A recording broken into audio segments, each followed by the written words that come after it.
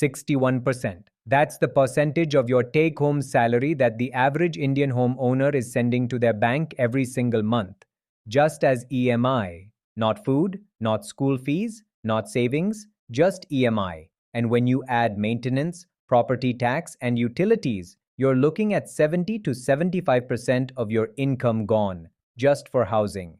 And here's what makes this even more disturbing.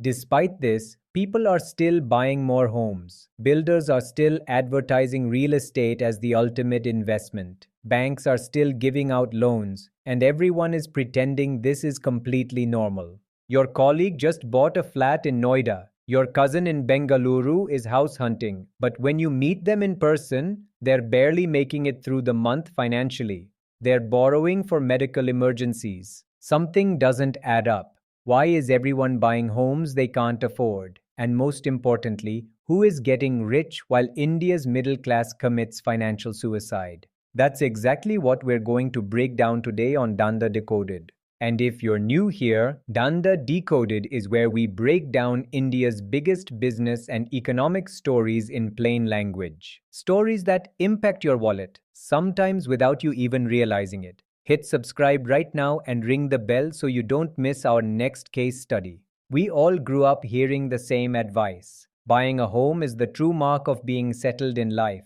Rent is dead money, real estate never goes down. Buy as soon as you can. And for our parents' generation, this completely made sense. They bought homes at 2 to 3 times their annual income. The EMI was maybe 20 to 25% of their income. They could still save, still spend. But something changed. And that change has created what economists are now calling India's house poor crisis. House poor means you have a house, but you have nothing else. You are asset rich on paper, but cash broke in reality. You own a Rs 2 crore flat, but you cannot afford a sudden expense of Rs 50,000 if it hits you. And this isn't affecting a few unlucky families. Reports show that up to half of India's urban homeowners are now house poor, struggling to cover mortgage payments and essential expenses despite owning valuable assets. Let me put this in numbers. The global recommended EMI-to-income ratio is 30%. Anything above 50% is considered financial distress. India's average is 61%. We are way past distress. We are in financial catastrophe territory. Now here is the part that should make you angry. Between 2018 and 2024, property prices in India's top cities have more than doubled. But in that same period, salaries have only crawled up by 33%. So prices doubled. Salaries grew by a third. The gap is enormous. Now you think it's a supply and demand problem, right? Too many buyers, too few homes. But that's incorrect. India has a 12.4% urban vacancy rate. That means 1 in 8 homes is sitting empty. We have 1.1 crore vacant homes in urban India. 1.1 crore. So if we have crores of empty homes, why are prices skyrocketing? Is there artificial scarcity here? Yes, and it has a lot to do with FSI, Floor Space Index. Think of FSI as a limit on how tall buildings can be. Mumbai's FSI is between 1.33 to 3. You know what Manhattan's FSI is? 15. Tokyo, 20. Singapore, up to 25. We are artificially preventing vertical development in a country of 1.4 billion people. When you restrict FSI, you create artificial scarcity, higher prices, simple economics. But who benefits? Real estate developers who control the majority of prime land in metro cities. They win while you pay.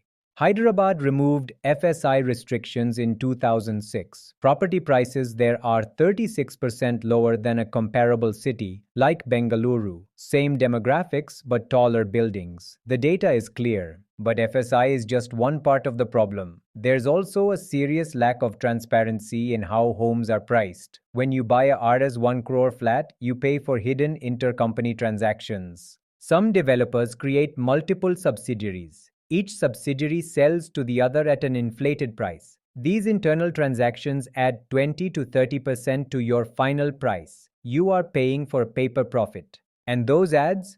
Sold out in 24 hours. If you check the RERA websites, the claims are often false. Manufactured urgency is just a sales tactic, and it's working. Now let's talk about what this actually does to your life. Today, we are buying homes at 8 to 10 times our annual income. And after paying your EMI for 20 years, you don't own a new house. You own a depreciated asset. Because prices are so high, we are unable to build wealth. Unlike our parents, we don't have that luxury. Our generation is barely keeping up. Families are borrowing for groceries and school fees. And here is the real prison. You cannot quit your toxic job. You cannot take a risk and start a business. You cannot take a sabbatical because you have an EMI to pay. And if you think this can go on forever, let me tell you about Japan. In 1985, Japan's real estate market looked exactly like India's today.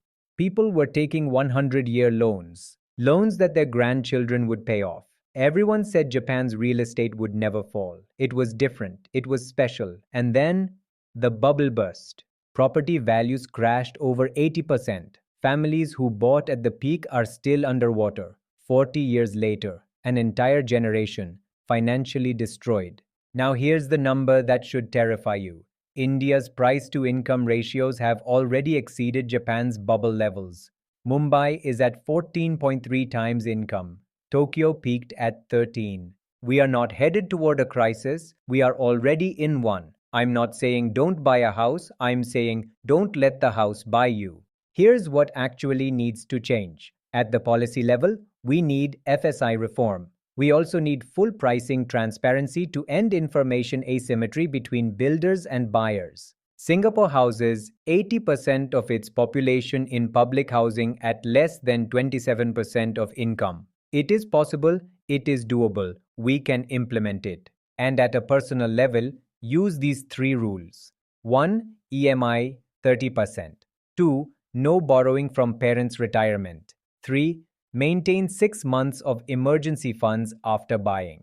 Because we have been sold a lie that home ownership equals success. But when you are borrowing for a medical emergency, what kind of success is that really? Let us know your take on this in the comments. Are you house poor? Are you about to buy a home? Tell us where you stand, because this conversation matters. If this video gave you clarity, smash that like button, share it with someone who needs to see it, and subscribe to Danda Decoded. See you on the other side.